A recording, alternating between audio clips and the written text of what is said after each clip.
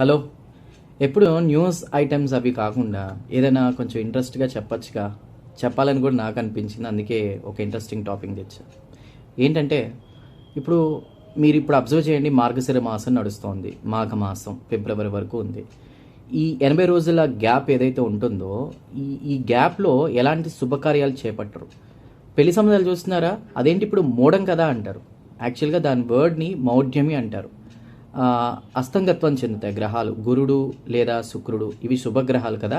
యాక్చువల్గా ఏమవుతుందంటే ఈ టైంలో సూర్యుడికి దగ్గరగా వెళ్ళడం వల్ల గ్రహాలు వాటి కాంతిని కోల్పోతాయి అన్నమాట.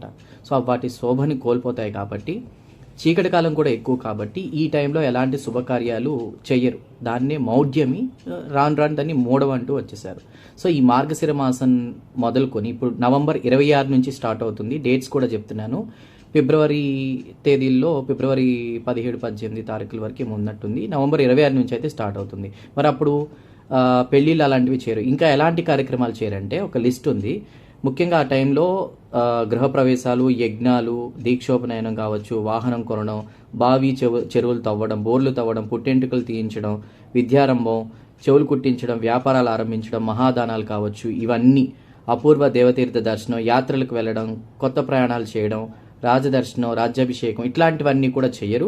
కొన్ని పనులు నిత్యంగా చేసుకునేవి చేసుకోవచ్చంట. అవేంటంటే ముఖ్యంగా అభిషేకాలు చేయించుకోవచ్చు, నిత్యారాధన చేసుకోవచ్చు, నవగ్రహ శాంతి, జప, హోమాది శాంతులు, సీమంతం, అదే నామకరణం కావచ్చు, అన్నప్రసన్న అవి చేస్తూ ఉంటారు కదా పిల్లలకి, అవి చేసుకోవచ్చంట.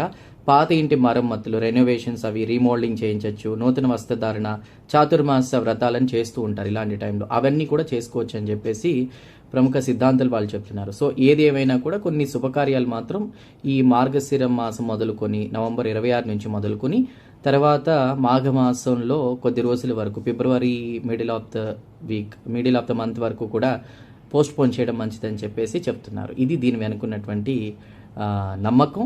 ఎందుకంటే చాలామంది ఇవి నమ్మకపోయినా జ్యోతిష్య శాస్త్రం నమ్మేవారు ఖచ్చితంగా ఇవన్నీ ఫాలో అవుతారు, హిందూ ధర్మంలో ముఖ్యంగా.